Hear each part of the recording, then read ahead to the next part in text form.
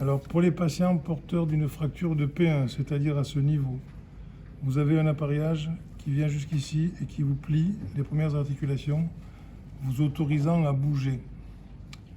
Il faut enlever la telle régulièrement. Ce qu'il faut faire le plus tôt possible, c'est plier. Donc il faut d'abord plier celle-là avant de plier cette articulation. Donc on plie la première articulation et ensuite on fléchit la deuxième articulation. Voilà. On plie la première et on fléchit la deuxième.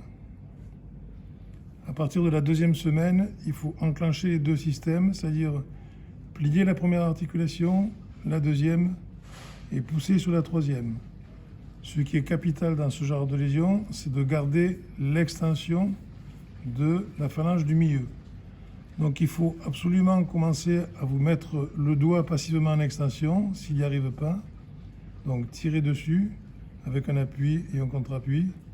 Et ensuite, le plus difficile à faire, c'est d'obtenir l'extension complète du doigt. Donc pour faire ce mouvement, il faut arriver d'abord à plier la première articulation. Donc on plie la première. Une fois qu'elle est pliée, on étend les doigts sans étendre celle-là. Et là, on doit sentir de chaque côté une tension au niveau des tendons qui sont ici. Donc il faut vraiment arriver à faire ce geste qui est le plus difficile, mais le plus efficace pour ce genre de lésion. C'est à faire plusieurs fois par heure dans la journée, avec ou sans la telle.